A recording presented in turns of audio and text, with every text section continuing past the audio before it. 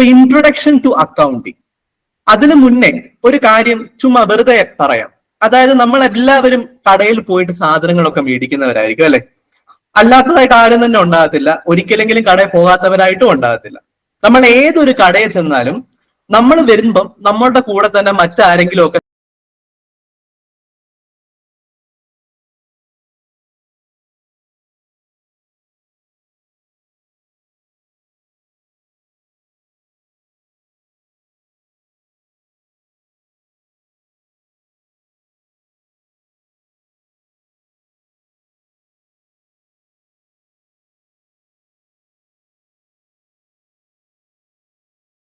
സാധനങ്ങൾ മേടിക്കാനായിട്ട് വരും. ഒരു സൂപ്പർ മാർക്കറ്റ് എടുത്തു കഴിഞ്ഞാൽ കുറച്ചുകൂടെ വ്യക്തമായി മനസ്സിലാകും.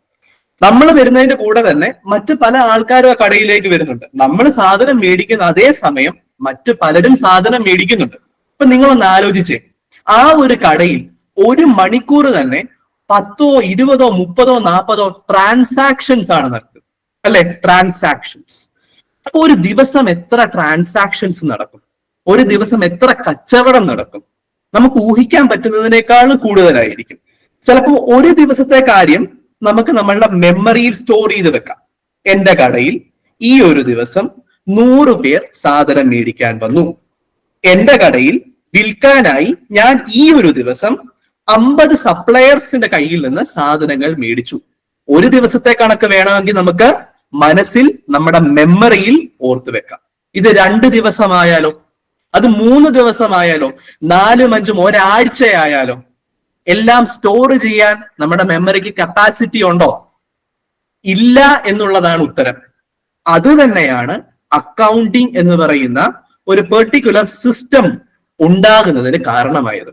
അതായത് മനുഷ്യന്റെ മെമ്മറി എന്ന് പറയുന്നത് ലിമിറ്റഡ് ആണ്. അവന്റെ മെമ്മറിയിൽ ഒരു മാസത്തെയും ഒരു വർഷത്തെയും നടക്കുന്ന ട്രാൻസാക്ഷൻസ് മുഴുവൻ സ്റ്റോർ ചെയ്യാൻ പറ്റത്തില്ല. അപ്പൊ അവൻ എന്ത് ചെയ്തേ പറ്റത്തുള്ളൂ? എഴുതി സൂക്ഷിച്ചേ പറ്റത്തുള്ളൂ. അപ്പൊ അതുകൊണ്ടാണ് അക്കൗണ്ടിങ് എന്ന് പറയുന്ന ഒരു പെർട്ടിക്കുലർ ബ്രാഞ്ച് നമുക്ക് ഉണ്ടായി വന്നിരിക്കുന്നത്. സോ അത് തന്നെയാണ് അക്കൗണ്ടിങ്ങിലേക്കുള്ള ഒരു ഇൻട്രൊഡക്ഷൻ എന്ന് പറയുന്നത്. അക്കൗണ്ടിങ് എന്ന് പറയുന്നത് ഒരു ബിസിനസിന്റെ എന്താണെന്നാണ് പറയുന്നത്? ഫണ്ടമെന്റൽ ആസ്പെക്ട് ആണെന്നാണ് പറയുന്നത്. കാരണം ഏതൊരു ബിസിനസ്സും ബിസിനസ് എന്ന് പറയുന്ന ആ പ്രക്രിയയിലേക്ക് കടക്കുന്ന എന്തിനു വേണ്ടിയിട്ടാ? ലാഭം ഉണ്ടാക്കാൻ വേണ്ടി. അപ്പൊ അവർക്ക് അറിയണം തങ്ങൾ ചെയ്ത പ്രവൃത്തിയുടെ ഫലം എന്താണ്. Is it profit or loss? ലാഭമാണോ നഷ്ടമാണോ? ഇതെങ്ങനെ അറിയാൻ സാധിക്കും? വരവ് ചെലവുകളെ പ്രോപ്പറായി അനലൈസ് ചെയ്യുന്നതിലൂടെ മാത്രമേ ഇത് സാധ്യമാകത്തുള്ളൂ. അപ്പൊ എന്റെ ഒരു കട, എനിക്കൊരു കടയുണ്ടെങ്കിൽ ആ കടയിൽ നിന്ന് എനിക്ക് ലഭിച്ച വരവ്, ഇൻകം എത്രയാണ്, അതുപോലെ എന്റെ ചിലവ് എത്രയാണ്, ഇതിനെ രണ്ടിനെയും ഞാൻ കമ്പയർ ചെയ്യുമ്പോഴാണ് എനിക്ക് എന്ത് മനസ്സിലാകുന്നത്? എനിക്ക് ലാഭമാണോ നഷ്ടമാണോ എന്ന് മനസ്സിലാകുന്നത്. ഞാൻ നേരത്തെ പറഞ്ഞതുപോലെ നമ്മളുടെ മെമ്മറി അത്ര വലുതാണെങ്കിൽ നമുക്ക് എഴുതേണ്ട ആവശ്യമില്ല. നമ്മളുടെ വരവും ചിലവും എല്ലാം തന്നെ നമുക്ക് എന്ത് ചെയ്യാം? നമ്മളുടെ മൈൻഡിൽ സ്റ്റോർ ചെയ്യാം. എല്ലാ മാസ അവസാനവും അല്ലെങ്കിൽ എല്ലാ വർഷ അവസാനവും നമ്മുടെ മൈൻഡിൽ നിന്ന് എടുത്ത് നമുക്കത് കണ്ടെത്താം. പക്ഷെ അത് സാധിക്കുമോ? ഇല്ല. അതുകൊണ്ടാണ് നമ്മൾ എല്ലാ കാര്യങ്ങളും പ്രോപ്പറായി റെക്കോർഡ് ചെയ്ത് വെക്കുന്നത്. സോ അതുകൊണ്ടാണ് എന്തിനെ അക്കൗണ്ടിങ്ങിനെ fundamental aspect of business or organisation എന്ന് വിളിക്കുന്നത്. ഇതില്ലെങ്കിൽ ബിസിനസ്സിന് മുന്നോട്ട് പോകാൻ സാധിക്കത്തില്ല. കാരണം ബിസിനസ് ചെയ്തതിന്റെ ഫലം എന്താണെന്ന് അറിയാതെ മുന്നോട്ട് പോയിട്ട് കാര്യമുണ്ടോ? ഇല്ല. അതെങ്ങനെ അറിയാൻ സാധിക്കും? അക്കൗണ്ടിങ്ങിലൂടെ അറിയാൻ സാധിക്കത്തുള്ളൂ. ലാഭമാണോ നഷ്ടമാണോ എന്നുള്ള കാര്യം. സോ അതാണ് അക്കൗണ്ടിങ്ങിന്റെ പ്രാധാന്യം. അതുകൊണ്ടാണ് നമ്മൾ അക്കൗണ്ടിങ് പഠിക്കുന്നത്. ഇനി അതിന്റെ ഒരു പ്രോപ്പർ ഡെഫിനിഷനിലേക്ക് വരുമ്പോൾ it involve the systematic process of recording, classifying, summarising, analysing and interpreting financial transactions and event. സാമ്പത്തികമായിട്ടുള്ള ട്രാൻസാക്ഷൻസിനെ അല്ലെങ്കിൽ സാമ്പത്തികമായിട്ടുള്ള ഇവന്റ്സിനെ പ്രോപ്പറായിട്ട് സിസ്റ്റമാറ്റിക് ആയിട്ട് എവിടെങ്കിലും എഴുതി റെക്കോർഡ് ചെയ്ത് വെക്കുന്നു. അപ്പൊ റെക്കോർഡിംഗ് ആണ് അക്കൗണ്ടിങ്ങിന്റെ ഒന്നാമത്തെ കടമ്പ എന്ന് പറയുന്നത്. എന്റെ ഒരു സ്ഥാപനം ഉണ്ടെങ്കിൽ ആ സ്ഥാപനത്തിൽ ഇന്നേ ദിവസം ഇത്ര മണിക്ക് ഒരാൾ വന്നൊരു സാധനം മേടിച്ചു കഴിഞ്ഞാൽ ഞാൻ അതിനെ പർച്ചേസ് എന്നും പറഞ്ഞ് റെക്കോർഡ് ചെയ്യുന്നു. ക്ലിയർ ആണോ? അങ്ങനെ റെക്കോർഡ് ചെയ്യുന്നു. അതിനുശേഷം അതിനെ ഞാൻ ക്ലാസിഫൈ ചെയ്യുന്നു, സമ്മറൈസ് ചെയ്യുന്നു, അതിന്റെ ഒരു സമ്മറി എടുക്കുന്നു. സമ്മറി എടുത്തിട്ട് അതിനെ അനലൈസ് ചെയ്യുന്നു, ഇന്റർപ്രറ്റ് ചെയ്യുന്നു. ഇന്റർപ്രറ്റ് ചെയ്ത് ഞാൻ മനസ്സിലാക്കുന്നു ലാഭമാണോ നഷ്ടമാണോ ഉണ്ടായത്. ഇനി ഇതെന്താണെന്ന് കുറച്ചുകൂടെ ഡീറ്റെയിൽഡ് ആയിട്ട് പറഞ്ഞു തരാം. ഒരു വർഷത്തെ കണക്കെടുക്കുക. ഒരു വർഷം എന്താ പറയുക, ജനുവരി 1 തീയതി തൊട്ട് ജനുവരി ടു ഡിസംബർ ആണ് നമുക്ക് അസ്യൂം ചെയ്യാം.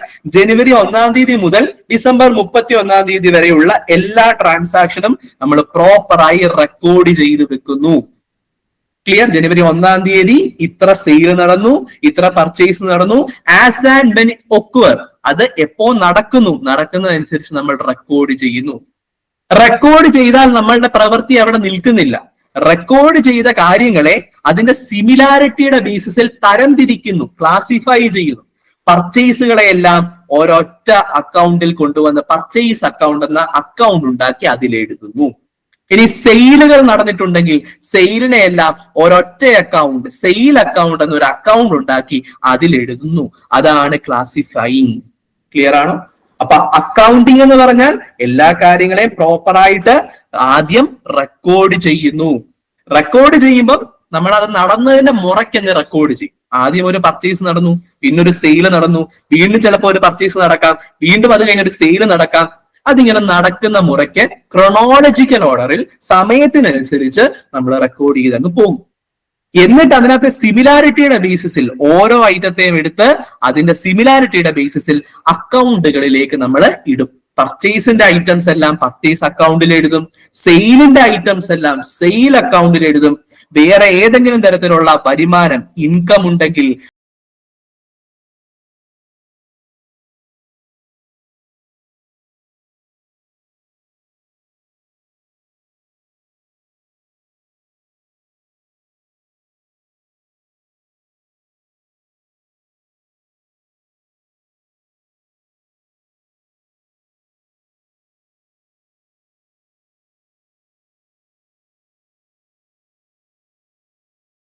അതിനെയൊക്കെ അതാത് ഇൻകത്തിന്റെ അക്കൗണ്ടിൽ എഴുതും. ഇനി ഏതെങ്കിലും തരത്തിലുള്ള ചിലവ്, എക്സ്പെൻസ് ഉണ്ടെങ്കിൽ അതിനെയൊക്കെ അതാത് എക്സ്പെൻസിന്റെ അക്കൗണ്ടിലേക്ക് നമ്മൾ എഴുതും. അപ്പൊ റെക്കോർഡിങ് കഴിഞ്ഞു. റെക്കോർഡ് ചെയ്ത സാധനങ്ങളെ സിമിലാരിറ്റിയുടെ ബേസിസിൽ തരംതിരിക്കുന്നതും കഴിഞ്ഞു. ക്ലാസിഫൈയിങ് കഴിഞ്ഞു.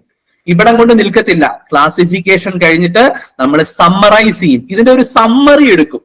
സമ്മറി എടുത്തിട്ടാണ് നമ്മൾ അനലൈസ് ചെയ്യുകയും ഇന്റർപ്രറ്റ് ചെയ്യുകയും ചെയ്യുന്നത്. എന്തുണ്ടോ എന്നറിയാൻ, ലാഭമുണ്ടോ അതോ നഷ്ടമാണോ എന്നറിയാൻ.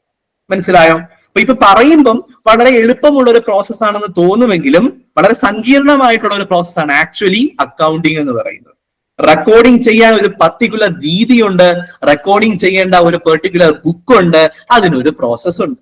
അതിനുശേഷം ക്ലാസിഫൈയിങ്ങിലേക്ക് വരുമ്പോൾ അതിനും അതിൻ്റെതായിട്ടുള്ള ഒരു പ്രോസസ് ഉണ്ട്. അതിനുശേഷം സമ്മറൈസിംഗിലേക്ക് വരുമ്പോൾ അതിനും പ്രോസസ് ഉണ്ട്. പിന്നെ അനലൈസിങ് ആൻഡ് ഇന്റർപ്രറ്റിംഗ്. ഇങ്ങനെ ഈ ഫുൾ പരിപാടികൾ ചെയ്തതിന് ശേഷം ആർക്കാണോ ഈ ഇൻഫർമേഷൻ കൊണ്ട് ഗുണമുള്ളത് അവരിലേക്ക് നമ്മൾ എത്തിക്കും. ക്ലിയർ? അതായത് കമ്മ്യൂണിക്കേറ്റ് ചെയ്യും. ഇതിനെയാണ് അക്കൗണ്ടിങ് എന്ന് പറയുന്നത്. അപ്പൊ ആരെങ്കിലും വാട്ട് ഈസ് അക്കൗണ്ടിങ് എന്ന് ചോദിച്ചു കഴിഞ്ഞാൽ നിങ്ങൾക്ക് ഇങ്ങനെ പറയാം, accounting is the systematic process of, ഒന്നാമത് റെക്കോർഡിംഗ്, രണ്ടാമത് ക്ലാസിഫൈങ്, മൂന്നാമത് സമ്മറൈസിങ്, നാലാമത് അനലൈസിങ്, അഞ്ചാമത് ഇന്റർപ്രിറ്റിംഗ്. എന്തിനെ? Financial transactions and events. അവിടം കൊണ്ട് തീരുന്നില്ല, ഒന്നുകൂടെ ഉണ്ട്, and communicating the result. Clear? അപ്പൊ ഈ ഫിനാൻഷ്യൽ ട്രാൻസാക്ഷനെ റെക്കോർഡ് ചെയ്യുന്നു, ക്ലാസിഫൈ ചെയ്യുന്നു, സമ്മറൈസ് ചെയ്യുന്നു, അനലൈസ് ചെയ്യുന്നു, ഇന്റർപ്രറ്റ് ചെയ്യുന്നു, ലാഭമാണോ നഷ്ടമാണോ എന്ന് മനസ്സിലാക്കുന്നു, and communicating that result to the interested parties. ആരൊക്കെയാണോ ഇൻട്രസ്റ്റഡ് ആയിട്ടുള്ള വ്യക്തികൾ അവരിലേക്ക് കമ്മ്യൂണിക്കേറ്റ് ചെയ്യുന്നു. സോ ഇതിനെയാണ് നമ്മൾ എന്തെന്ന് വിളിക്കുന്നത്? അക്കൗണ്ടിങ് എന്ന് വിളിക്കുന്നത്. അപ്പൊ അക്കൗണ്ടിങ്ങിന്റെ ഒരു ബേസിക് ഐഡിയ എല്ലാവർക്കും കിട്ടിയിട്ടുണ്ട് എന്ന് ഞാൻ വിശ്വസിക്കുന്നു. അങ്ങനെയാണെങ്കിൽ നമുക്ക് അക്കൗണ്ടിങ്ങിന്റെ മീനിങ്ങിലേക്ക് പോകാം. എന്താണ് അക്കൗണ്ടിങ്? ഈ പറഞ്ഞ കാര്യം തന്നെ കുറച്ചുകൂടെ ഒരു വ്യത്യസ്തമായ രീതിയിൽ പറയുന്നു എന്ന് മാത്രമേ ഉള്ളൂ. അവിടെ നമുക്ക് എക്സാമിനേഷൻ പോയിന്റ് ഓഫ് വ്യൂവിൽ ഇമ്പോർട്ടന്റ് ആയിട്ടുള്ള 2-3 പോയിന്റ്സും ഉണ്ട്. അതിൽ ഒന്നാമത്തതാണ് അക്കൗണ്ടിങ് എന്ന് പറയുന്നത് ഒരു കലയാണ്. അക്കൗണ്ടിങ് എന്താണ്? ഒരു ആർട്ടാണ്. അതേപോലെ തന്നെ അതേ സമയം തന്നെ അക്കൗണ്ടിങ് ഒരു സയൻസുമാണ്. ക്ലിയർ? അപ്പൊ അക്കൗണ്ടിങ് ഒരു ആർട്ടുമാണ്, അക്കൗണ്ടിങ് ഒരു സയൻസുമാണ്. സംഭവം ഉദ്ദേശിക്കുന്നത് ഇത്രയേ ഉള്ളൂ. അക്കൗണ്ടിങ്ങിന് ഒരു കലയുടെ ചില സവിശേഷതകളും ഉണ്ട്, അതുപോലെ ഒരു ശാസ്ത്രത്തിന്റെ ചില സവിശേഷതകളും ഉണ്ട്. രണ്ടും അക്കൗണ്ടിങ്ങിൽ ഒരേ സമയം കാണാൻ സാധിക്കും. ഒരു കല എന്ന് പറയുമ്പം കലാകാരന് അവന്റെ ക്രിയേറ്റിവിറ്റിക്ക് അനുസരിച്ച് പുതിയ പുതിയ കാര്യങ്ങൾ ഇൻട്രൊഡ്യൂസ് ചെയ്യാനുള്ള ഒരു സ്വാതന്ത്ര്യമുണ്ട്. അതേ സ്വാതന്ത്ര്യം ഈ അക്കൗണ്ടിങ് എന്ന് പറയുന്ന പ്രോസസ്സിലും ഉണ്ട്. എന്നാൽ ആ സ്വാതന്ത്ര്യം ലിമിറ്റഡ് ആണ്. ക്ലിയർ? ഇതൊരു ശാസ്ത്രമാണെന്ന് പറയുമ്പോൾ ഇത് എക്സ്പെരിമെന്റ്സിന്റെ ബേസിസിൽ ഏറ്റവും ബെസ്റ്റ് മെത്തേഡ് ചൂസ് ചെയ്യുകയാണ്. എന്ത് ചെയ്യാൻ? റെക്കോർഡ് ചെയ്യാൻ, ക്ലാസിഫൈ ചെയ്യാൻ, സമറൈസ് ചെയ്യാൻ, അനാലിസിസ് ആൻഡ് ഇന്റർപ്രിട്ടേഷൻ. സോ അങ്ങനെ നോക്കുമ്പം നമുക്ക് ചുരുക്കി പറയാം, അക്കൗണ്ടിങ് ഒരു കലയാണ്, അതേപോലെ അക്കൗണ്ടിങ് ഒരു ശാസ്ത്രവും കൂടെയാണ്. Accounting is the art and science. എന്തിൻ്റെതാണ്? Of managing and reporting financial information. സാമ്പത്തികമായിട്ടുള്ള ഇൻഫർമേഷൻസിനെ മാനേജ് ചെയ്യുകയും അതിനെ റിപ്പോർട്ട് ചെയ്യുകയും, ആരാണോ ഇൻട്രസ്റ്റഡ് പാർട്ടീസ് അവരിലേക്ക് റിപ്പോർട്ട് ചെയ്യുകയും ചെയ്യുന്ന ഒരു കലയും ശാസ്ത്രവുമാണ് അക്കൗണ്ടിങ് എന്ന് പറയുന്നത്. It encompasses the process of identifying, measuring, recording, and communicating economic information about an entity to permit informed judgments and decisions by the users of information. അപ്പൊ ഈ അക്കൗണ്ടിങ് പ്രോസസ്സിൽ എന്തൊക്കെയാണ് നടക്കുന്നതെന്നാണ് പറയുന്നത്. നമ്മൾ നേരത്തെ പഠിച്ച ഇതേ പോയിന്റ്സ് തന്നെയാണ് ഇവിടെ പറയുന്നത്. ആദ്യം നമ്മൾ ഒന്നാമത് പഠിച്ചത് റെക്കോർഡിംഗ് ആയിരുന്നു. ഇവിടെ റെക്കോർഡിംഗ് എന്നുള്ള ഒരു സംഭവത്തെ മൂന്നായിട്ട് ഡിവൈഡ് ചെയ്തിരിക്കുന്നു എന്ന് മാത്രമേ ഉള്ളൂ. Identifying, measuring and recording. എന്താണെന്ന് ഞാൻ അവിടെ പറയാം. ഒരു ട്രാൻസാക്ഷൻ നടന്നു, ഒരാൾ നമ്മുടെ കടയിലേക്ക് വന്നു, അയാള് ഒരു സാധനം പർച്ചേസ് ചെയ്തു. ആദ്യം നമ്മൾ ഐഡന്റിഫൈ ചെയ്യണം, അതൊരു സാമ്പത്തിക പ്രവർത്തനമാണോ, അതൊരു സാമ്പത്തികമായിട്ടുള്ള ട്രാൻസാക്ഷൻ ആണോ, അതൊരു ഇവന്റ് ആണോ. ആണെന്ന് ഉറപ്പ് വന്നു കഴിഞ്ഞാൽ രണ്ടാമത് നമ്മൾ മെഷർ ചെയ്യണം, എത്ര രൂപയുടെ സാധനമാണ് അയാൾ മേടിച്ചത്. ഇതും നമ്മൾ മെഷർ ചെയ്ത് കഴിഞ്ഞതിന് ശേഷം നമ്മൾ അത് റെക്കോർഡ് ചെയ്യുന്നു. ഓക്കെ ആണോ? അപ്പൊ ഒന്നാമത്തെ ഡെഫിനിഷനിൽ ജസ്റ്റ് പറഞ്ഞു പോയി റെക്കോർഡിങ്. റെക്കോർഡ് ചെയ്യണമെങ്കിൽ നമുക്ക് ആദ്യം ഉറപ്പുണ്ടായിരിക്കണം അതൊരു ഫിനാൻഷ്യൽ ട്രാൻസാക്ഷൻ ആണ്. ഫിനാൻഷ്യൽ ട്രാൻസാക്ഷൻ അല്ലാത്ത ട്രാൻസാക്ഷൻസും ഉണ്ട്. ഇപ്പൊ എന്റെ ഫാദർ അല്ലെങ്കിൽ മദർ എന്റെ കടയിലേക്ക് വന്നു, വീട്ടിലേക്ക് വേണ്ടി സാധനം എടുത്തുകൊണ്ട് പോയി. അങ്ങനെ പറയുകയാണെങ്കിൽ അവിടെ സാമ്പത്തികമായിട്ടുള്ള ഒന്നും ഇൻവോൾവ് അല്ല. ക്ലിയർ ആണോ? അവിടെ എന്റെ കടയിൽ നിന്ന് അവർ വീട്ടിലേക്ക് സാധനം എടുത്തുകൊണ്ട് പോവുക ചെയ്ത് സാമ്പത്തികമായിട്ടുള്ള ഒരു പ്രവർത്തനമായിരിക്കും. ക്ലിയർ? അതാണെന്ന് ഉറപ്പ് വരുന്നതാണ് ഒന്നാമത്തെ stage, identifying whether it is a financial transaction or not. രണ്ടാമത് ആണെന്ന് ഉറപ്പ് വന്നു കഴിഞ്ഞാൽ വി വിൽ മെഷർ ഇറ്റ്, എത്ര രൂപയുടെ സാധനം മേടിച്ചു. After measuring it we will record it. We will record it in journal that we will learn. Journal എന്ന് പറയുന്ന ഒരു ബുക്കിലാണ് നമ്മളത് റെക്കോർഡ് ചെയ്യും. ക്ലിയർ? അതിനെപ്പറ്റി പിന്നെ നമുക്ക് പറയാം. അപ്പം അതാണ് ആദ്യത്തെ മൂന്ന് പ്രവർത്തനം. ഐഡന്റിഫൈ ചെയ്യുന്നു, ട്രാൻസാക്ഷൻ ഫിനാൻഷ്യൽ നേച്ചർ ഉള്ളതാണോ എന്ന്, അതിനുശേഷം മെഷർ ചെയ്യുന്നു, അവസാനം അതിനെ റെക്കോർഡ് ചെയ്യും. റെക്കോർഡ് ചെയ്ത് കഴിഞ്ഞാൽ ബാക്കി പ്രോസസ് എല്ലാം കംപ്ലീറ്റ് ചെയ്യും. Classifying, summarising, analysing, interpreting. എന്നിട്ട് നമ്മൾ എന്ത് ചെയ്യും? Communicating economic information about entity. നമ്മുടെ സ്ഥാപനം, എൻറ്റിറ്റി എന്ന് പറയുമ്പോൾ സ്ഥാപനം, നമ്മുടെ സ്ഥാപനത്തിനെ പറ്റിയുള്ള ആ ഒരു economic information, whether we are making profit or not, അല്ലെങ്കിൽ നമ്മുടെ അസറ്റ് എത്രയാണ്, നമ്മുടെ ലൈബിലിറ്റി എത്ര, നമ്മുടെ ബാധ്യത എത്രയാണ്, നമ്മുടെ എന്താ പറയുക കടം എത്രയാ, ഈ വക കാര്യങ്ങൾ, ഈ ഇൻഫോർമേഷൻസ് എല്ലാം നമ്മൾ ആർക്ക് പാസ് ചെയ്യും? നമ്മൾ ഇൻട്രസ്റ്റഡ് പാർട്ടീസിന് അല്ലെങ്കിൽ യൂസേഴ്സ് ഓഫ് ദ ഇൻഫർമേഷന് പാസ് ചെയ്യും. ആ ഇൻഫർമേഷൻ കിട്ടിയതിന് ശേഷമേ അവർ എന്തെടുക്കത്തുള്ളൂ? ഇൻഫോംഡ് ജഡ്ജ്മെന്റ് എടുക്കത്തുള്ളൂ, അല്ലെങ്കിൽ ഒരു ഡിസിഷൻ എടുക്കത്തുള്ളൂ. ക്ലിയർ? ഇപ്പൊ യൂസേഴ്സിന് ഒരുപാട് ഡിസിഷൻസ് എടുക്കാറുണ്ട്. ഒരു എക്സാമ്പിൾ പറയാം. ഗവൺമെന്റ് ഒരു യൂസറാണ്. ഗവൺമെന്റിന് നമ്മളുടെ ഈ ഒരു പെർട്ടിക്കുലർ ലാഭമാണോ നഷ്ടമാണോ എന്നുള്ള കാര്യം അറിഞ്ഞാൽ മാത്രമേ നമ്മളെ എത്ര രൂപയ്ക്ക് ടാക്സ് ചെയ്യണം എന്ന ഡിസിഷൻ അവർക്ക് എടുക്കാൻ സാധിക്കത്തുള്ളൂ.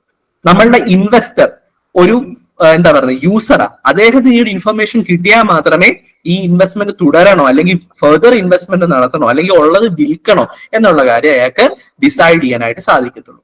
നമുക്ക് കടം തന്ന വ്യക്തികൾ, അവർക്ക് ഈ ഇൻഫർമേഷൻ ക്രൂഷ്യലാ. കാരണം നമ്മൾ അവരുടെ നിന്ന് മേടിച്ച കടം റീപേ ചെയ്യാനുള്ള ഒരു സ്ഥിതിയിലാണോ നിൽക്കുന്നത് എന്നുള്ള കാര്യം അവർക്ക് അറിയണം. ഈ തരത്തിൽ ഒരുപാട് ഡിസിഷൻസ് എടുക്കാൻ ഈ തരത്തിലുള്ള അക്കൗണ്ടിങ് ഇൻഫർമേഷൻസ് കൊണ്ട് ചെയ്യാനായിട്ട് സാധിക്കും. സോ ഈ അക്കൗണ്ടിങ് ഇൻഫർമേഷൻ അത്ര ക്രൂഷ്യൽ ആണ്. ക്ലിയർ? അതുകൊണ്ടാണ് നമ്മൾ ഇത് കമ്മ്യൂണിക്കേറ്റ് ചെയ്യുന്നത്. ഓക്കെ ആണോ? സോ അതാണ് അക്കൗണ്ടിങ്ങിന്റെ ഒരു ബേസിക് മീനിങ് എന്ന് പറയുന്നത്. And accounting help in tracking income and expenditure, ensuring statutory compliances and providing quantitative financial information to investors, management and other stakeholders. ഞാൻ ഓൾറെഡി പറഞ്ഞ കാര്യം തന്നെയാണ്. ഒരു സ്ഥാപനത്തിന്റെ ഇൻകം, വരുമാനം എത്ര, എക്സ്പെൻഡിച്ചർ, അവരുടെ ചെലവ് എത്ര, അത് രണ്ടും അറിയാമെങ്കിൽ നമുക്ക് അവർക്ക് ലാഭമാണോ നഷ്ടമാണോ എന്ന് അറിയാൻ സാധിക്കും. വരുമാനം ചെലവിനേക്കാൾ കൂടുതലാണെങ്കിൽ ലാഭവും, അല്ലാത്ത വരുന്ന സിറ്റുവേഷൻ നഷ്ടവുമായിരിക്കും. അതുപോലെ സ്റ്റാറ്റ്യൂട്ടറി കംപ്ലയൻസസ്, ഈ രീതിയിൽ എല്ലാ കാര്യങ്ങളും മെയിൻറ്റെയിൻ ചെയ്യണം എന്നുള്ളത് നിയമം വഴി പറഞ്ഞിട്ടുണ്ട്. സോ ആ നിയമം വഴി പറഞ്ഞ കാര്യങ്ങൾ നമ്മൾ ചെയ്യുന്നു, സ്റ്റാറ്റ്യൂട്ടറി കംപ്ലയൻസസ്, അതിന്റെ ഭാഗമായും കൂടെയാണ് അക്കൗണ്ടിങ് എന്ന പ്രൊസീജിയർ നടക്കുന്നത്. അതുപോലെ ഇൻഫർമേഷൻസ്, അത് ക്വാണ്ടിറ്റേറ്റീവ് ഫിനാൻഷ്യൽ ഇൻഫർമേഷൻ ആണ്. അതായത് we express it in quantity, നമ്പേഴ്സിൽ എക്സ്പ്രസ് ചെയ്യുന്ന information we will pass on to the interested parties such as investors, management, other stakeholders. Clear? Stakeholder എന്ന് പറഞ്ഞാൽ ഇൻട്രസ്റ്റഡ് പാർട്ടീസ്. ഓക്കെ ആണോ? So അതാണ് അക്കൗണ്ടിങ്ങിന്റെ meaning എന്ന് പറയുന്നത്. So far we discussed what is accounting and what is the meaning of accounting. നമ്മളുടെ ആ ഒരു എന്താ പറയുന്നത്, ഒരു സമ്മറി ആയിട്ട് എന്ത് പറയാം? അക്കൗണ്ടിങ് എന്ന് പറഞ്ഞാൽ ഒരു സ്ഥാപനത്തിന്റെ ട്രാൻസാക്ഷൻസിനെ പ്രോപ്പർ ആയിട്ട് റെക്കോർഡ് ചെയ്യുന്നു, ക്ലാസിഫൈ ചെയ്യുന്നു, സമ്മറൈസ് ചെയ്യുന്നു, പ്രോഫിറ്റ് ആണോ ലോസ് ആണോ എന്ന് അനലൈസ് ചെയ്ത് ഇന്റർപ്രറ്റ് ചെയ്യുന്നു, ആ ഒരു ഇൻഫർമേഷൻ യൂസേഴ്സിലേക്ക് കമ്മ്യൂണിക്കേറ്റ് ചെയ്യും. ക്ലിയർ ആണോ? ഇതാണ് അക്കൗണ്ടിങ് എന്ന് പറഞ്ഞു കഴിഞ്ഞാൽ. ഇത്രയും കാര്യങ്ങൾ എല്ലാവർക്കും മനസ്സിലായോ? ആർക്കെങ്കിലും ഡൗട്ടോ കാര്യങ്ങളോ എന്തെങ്കിലും ഉണ്ടോ ഈ പറഞ്ഞതിനകത്ത്? ഡൗട്ട് ഉണ്ടെങ്കിൽ ഇപ്പൊ ചോദിക്കാം കേട്ടോ.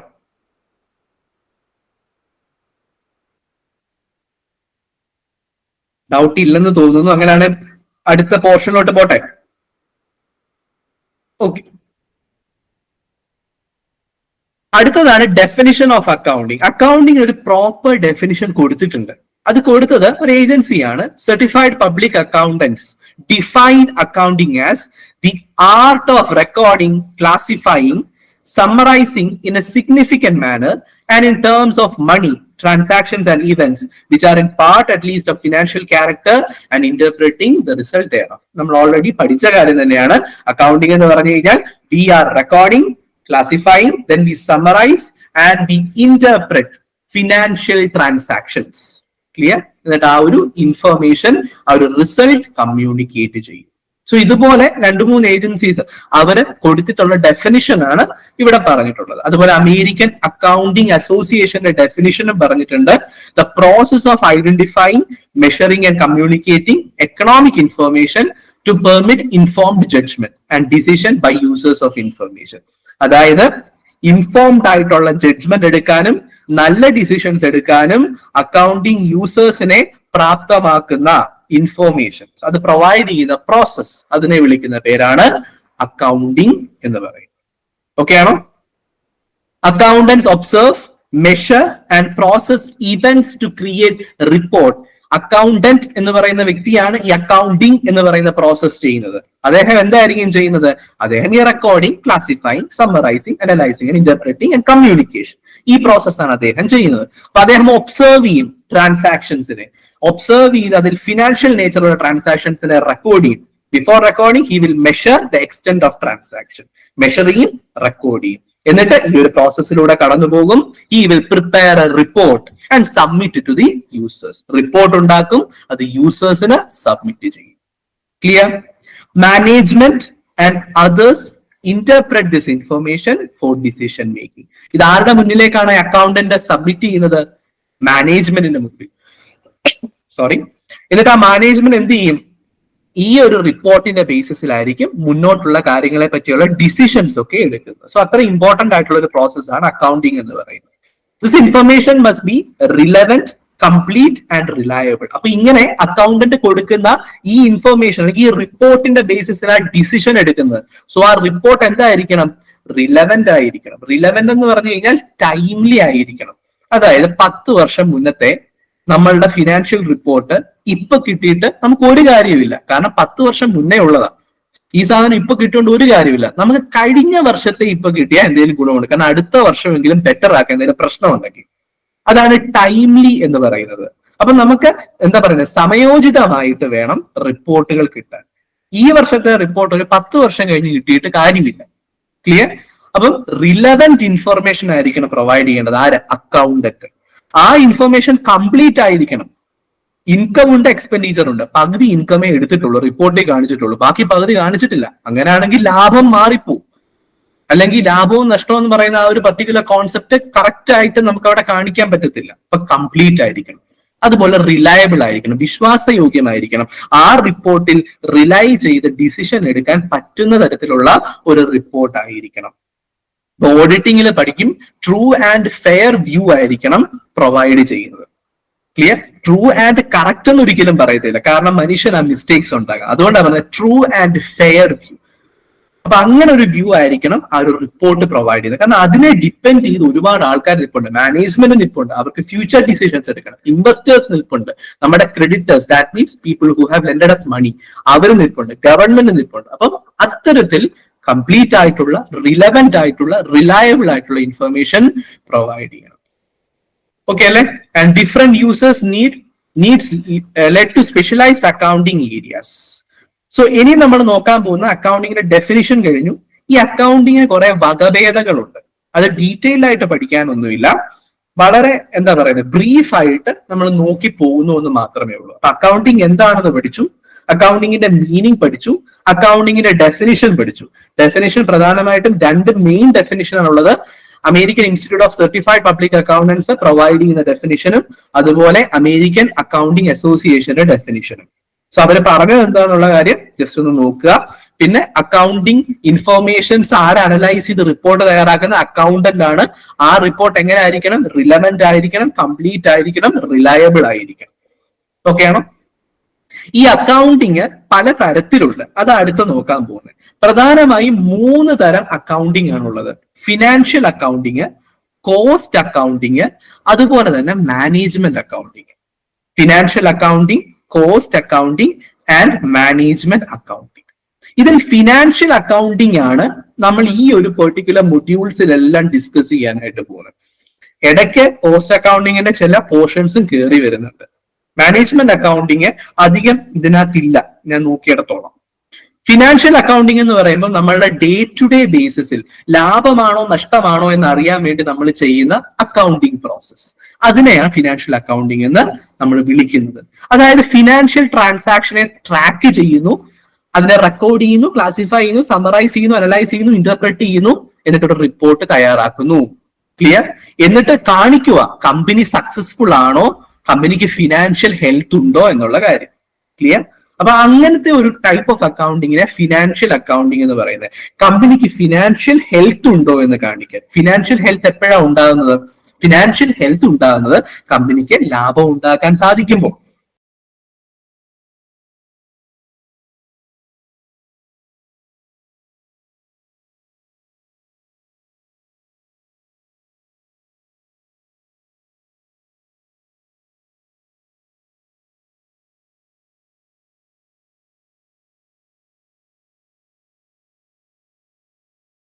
അല്ലെങ്കിൽ കമ്പനിയുടെ അസറ്റും കമ്പനിയുടെ ലൈബിലിറ്റിയും ആ പെർട്ടിക്കുലർ പ്രപ്പോർഷനിൽ നിൽക്കുമ്പോൾ. ലൈബിലിറ്റി ഇല്ലാതിരിക്കുന്ന സിറ്റുവേഷൻ അല്ല. ക്ലിയർ? ബാധ്യതകൾ ഉണ്ടാവും. ബിസിനസ് വളരണമെങ്കിൽ ബാധ്യതകൾ ഉണ്ടായേ പറ്റുള്ളൂ. പക്ഷെ ബാധ്യതകൾ നിൽക്കേണ്ട ഒരു ലിമിറ്റ് ഉണ്ട്. ആ ലിമിറ്റിനകത്താണ് നിൽക്കുന്നതെങ്കിൽ, ലാഭം ഉണ്ടാക്കാൻ സാധിക്കുന്നുണ്ടെങ്കിൽ, അങ്ങനെയുള്ള ഒരു ഓർഗനൈസേഷൻ, ഒരു കമ്പനിയെ നമുക്ക് ഒരു ഫിനാൻഷ്യലി ഹെൽത്തി കമ്പനി എന്ന് നമുക്ക് വിളിക്കാൻ സാധിക്കും. അപ്പൊ ഈ ഫിനാൻഷ്യൽ ഹെൽത്ത് ഉണ്ടോ എന്ന് നോക്കാൻ വേണ്ടി നമ്മൾ ഉപയോഗിക്കുന്ന അക്കൗണ്ടിങ് പ്രൊസീജിയർ ആണ് ഫിനാൻഷ്യൽ അക്കൗണ്ടിങ് എന്ന് പറയുന്നത്. It focus on the past, shows how well resources were managed and uses money as a measure. ഇപ്പൊ ഇവിടെ നമ്മൾ നോക്കുന്ന ഇതാണ്, നമ്മളുടെ മുന്നില് കഴിഞ്ഞ ഒരു കാലയളവിലെ ഇൻകവും എക്സ്പെൻഡിച്ചറും എല്ലാം ഉണ്ട്. ഇതിനെ പ്രോപ്പർ ആയിട്ട് ഒരു റിപ്പോർട്ടായി സമർപ്പിക്കുന്നു. അപ്പൊ പാസ്റ്റിനെ നമ്മൾ അനലൈസ് ചെയ്യുന്നു. എന്നിട്ട് നമ്മൾ എന്ത് ചെയ്യുന്നു? നമ്മൾ പ്രോപ്പർ ആയിട്ടാണോ കാര്യങ്ങളെല്ലാം ചെയ്തതെന്ന് നോക്കുന്നു. ആണെങ്കിൽ ലാഭം ഉണ്ടാകും, അല്ലെങ്കിൽ ലാഭം കുറയാം, അല്ലെങ്കിൽ നഷ്ടത്തിലേക്ക് പോകാം. ലാഭം കുറയുന്നത് ഇൻഎഫിഷ്യൻസിയാണ്, നഷ്ടത്തിലേക്ക് പോകുന്നത് ഏറ്റവും വലിയ ഇൻഎഫിഷ്യൻസി. ഓക്കെ ആണോ? എന്നിട്ട് ഇതിനെല്ലാം ഏത് ടേംസിൽ റെപ്രസെന്റ് ചെയ്യും?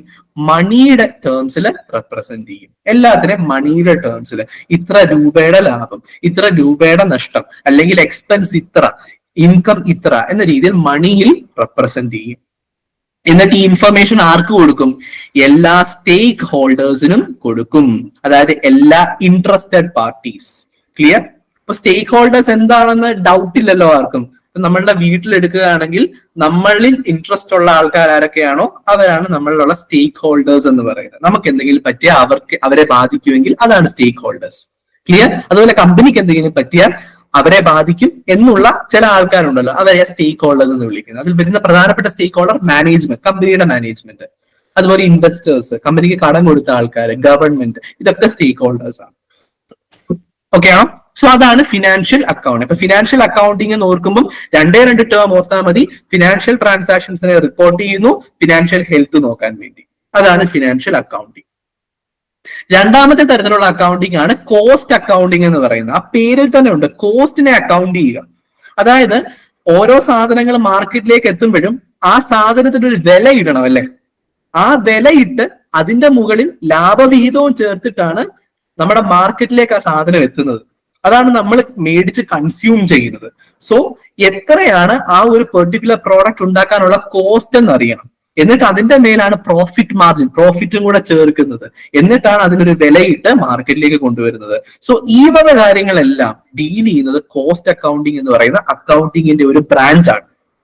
So it analyses spending to determine product or service cost. അപ്പൊ ഒരു പെർട്ടിക്കുലർ മാനുഫാക്ചറർ അല്ലെങ്കിൽ ഒരു പെർട്ടിക്കുലർ കമ്പനി പ്രൊവൈഡ് ചെയ്യുന്ന പ്രോഡക്റ്റ് ആയിക്കോട്ടെ, സർവീസ് ആയിക്കോട്ടെ, സാധനമായിക്കോട്ടെ, സേവനമായിക്കോട്ടെ, അതിന്റെ ചിലവ് എത്രയാണെന്ന് ആദ്യം കണ്ടെത്തുന്നു, ചിലവ്, ആൻഡ് സെറ്റ് പ്രൈസ്. എന്നിട്ടാണ് പ്രൈസ് സെറ്റ് ചെയ്യുന്നത്. കോസ്റ്റ് അല്ല പ്രൈസ്, കോസ്റ്റ് പ്ലസ് പ്രോഫിറ്റ് ആണ് പ്രൈസ്. ക്ലിയർ? അപ്പൊ കോസ്റ്റ് കണ്ടുപിടിച്ചാലേ ലാഭവിഹിതവും കൂടെ കയറ്റി പ്രൈസ് കണ്ടുപിടിക്കാൻ സാധിക്കത്തുള്ളൂ. സോ ഈ കോസ്റ്റ് കണ്ടുപിടിക്കണം. Ascertaining cost is an important step, and for that we use cost accounting. Clear? So അതാണ് കോസ്റ്റ് അക്കൗണ്ടിങ് എന്ന് പറയുന്നത്. അപ്പൊ ഫിനാൻഷ്യൽ അക്കൗണ്ടിങ്ങിൽ ഡിഫറെന്റ് അല്ലെ? ഫിനാൻഷ്യൽ അക്കൗണ്ടിങ്ങിൽ പാർട്ടാണെന്ന് വേണേ പറയാം കോസ്റ്റ് അക്കൗണ്ടിങ്. ഫിനാൻഷ്യൽ അക്കൗണ്ടിങ്ങിലൂടെ ഫിനാൻഷ്യൽ ഹെൽത്ത് നോക്കും, കുറച്ചുകൂടെ broader view, overall view. Cost അക്കൗണ്ടിലേക്ക് വരുമ്പോൾ കുറച്ചുകൂടെ നാരോയാ. എന്താ, ഒരു പെർട്ടിക്കുലർ പ്രോഡക്റ്റ് അതിന്റെ കോസ്റ്റ് എത്ര, എന്നാലേ അതിന്റെ പ്രൈസ് സെറ്റ് ചെയ്യാൻ പറ്റൂ. ആ ലെവലിലേക്ക് പോകും. It also help control cost and give management cost information for decision making. So cost accounting എന്തിനു സഹായിക്കുന്നു? കോസ്റ്റ് കൺട്രോളിന്. കോസ്റ്റ് കൺട്രോൾ എന്ന് പറഞ്ഞാൽ നമ്മൾ ഉദ്ദേശിച്ചതിലും കൂടുതൽ കോസ്റ്റ് ഒരു പ്രൊഡക്റ്റിനായി എന്ന് നമുക്ക് കോസ്റ്റ് അക്കൗണ്ടിങ്ങിലൂടെ കണ്ടെത്താൻ സാധിക്കും. എങ്കിൽ അങ്ങനെയാണെങ്കിൽ അത് കൺട്രോൾ ചെയ്യാൻ എന്തൊക്കെ ചെയ്യണം, അതും ഒരു കോസ്റ്റ് അക്കൗണ്ടന്റിന്റെ എക്സ്പെർട്ടീസിൽ വരുന്ന കാര്യങ്ങളാണ്. അയാൾ അതിന് വേണ്ടിയുള്ള സജഷൻസ് കൊടുക്കും. സോ ഇതാണ് ഓവറോൾ കോസ്റ്റ് അക്കൗണ്ടിങ് എന്ന് പറയുന്നത്. സോ രണ്ടുതരം accounting, financial accounting, cost accounting. മൂന്നാമത്തതാണ് മാനേജ്മെന്റ് അക്കൗണ്ടിങ്. മാനേജ്മെന്റ് അക്കൗണ്ടിങ് എന്ന് പറഞ്ഞു കഴിഞ്ഞാൽ ഈ ഫിനാൻഷ്യൽ അക്കൗണ്ടിങ്ങിന്റെയും കോസ്റ്റ് അക്കൗണ്ടിങ്ങിലൂടെയും ലഭിക്കുന്ന ഇൻഫർമേഷൻസ് ഇല്ലേ, ഈ ഇൻഫർമേഷൻസിനെ എല്ലാം എടുത്ത് എന്ത് ചെയ്യുന്നു? മാനേജ്മെന്റിന് ഡിസിഷൻ മേക്ക് ചെയ്യാൻ വേണ്ടിയിട്ട് പാകത്തിന് ഒരു റിപ്പോർട്ടായിട്ട് സമർപ്പിക്കുന്നു. അതാരുടെ ജോലിയാ? മാനേജ്മെന്റ് അക്കൗണ്ടിങ്ങിന്റെ ജോലിയാണ്.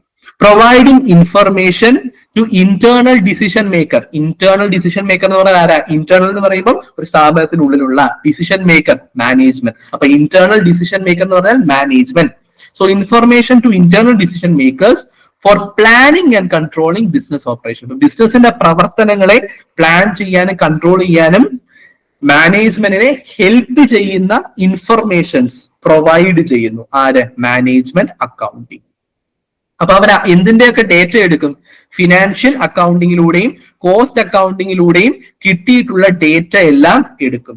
എന്തിനു വേണ്ടി? ബഡ്ജറ്റ് തയ്യാറാക്കാൻ, കമ്പനിയുടെ ബഡ്ജറ്റ് തയ്യാറാക്കാൻ, കമ്പനിക്ക് ലാഭം ഉണ്ടാക്കാനുള്ള കഴിവുണ്ടോ എന്ന് അസസ് ചെയ്യാൻ, അസസിങ് പ്രോഫിറ്റബിലിറ്റി, കമ്പനിയുടെ ഉൽപ്പന്നങ്ങളെ പ്രൈസ് ചെയ്യാൻ, അതുപോലെ ക്യാപിറ്റൽ ഇൻവെസ്റ്റ്മെന്റ് ഡിസിഷൻസ് എടുക്കാൻ.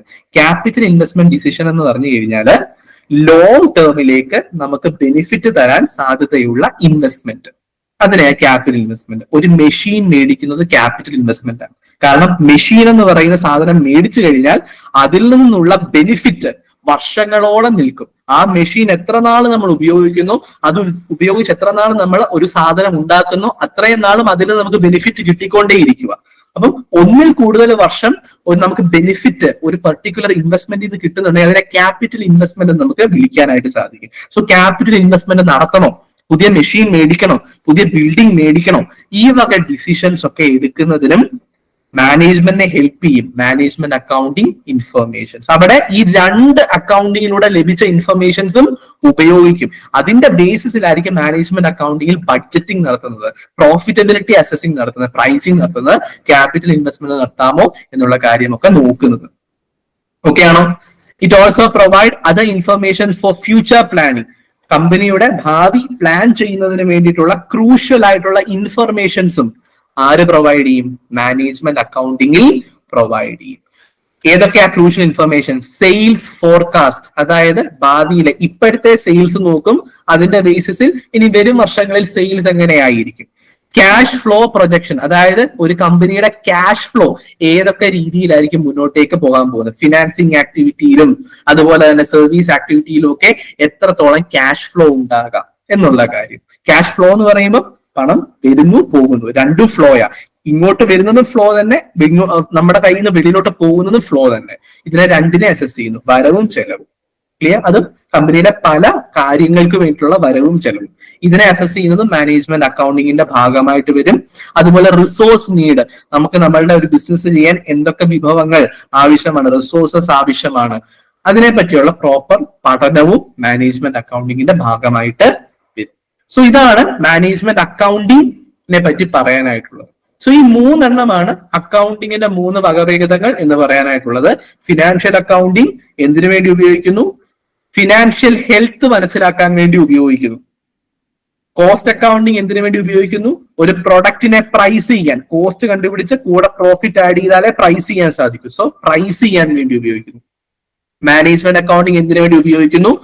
ഓവറോൾ ആയിട്ട് മാനേജ്മെന്റിന് ഡിസിഷൻ മേക്കിങ്ങിന് വേണ്ടിയിട്ടുള്ള ഇൻഫർമേഷൻ കൊടുക്കാൻ, അതിനുവേണ്ടി ബഡ്ജറ്റിംഗ് നടത്താൻ, പ്രോഫിറ്റബിലിറ്റി അസസ് ചെയ്യാൻ, പ്രൈസിങ് നടത്താൻ, ക്യാപിറ്റൽ ഇൻവെസ്റ്റ്മെന്റ് ഡിസിഷൻ എടുക്കണോ വേണ്ടയോ എന്നുള്ള തീരുമാനം എടുക്കാൻ, ഇതിനൊക്കെ വേണ്ടിയുള്ള ഇൻഫർമേഷൻ പ്രൊവൈഡ് ചെയ്യുന്നതാണ് മാനേജ്മെന്റ് അക്കൗണ്ടിങ് എന്ന് പറയുന്നത്.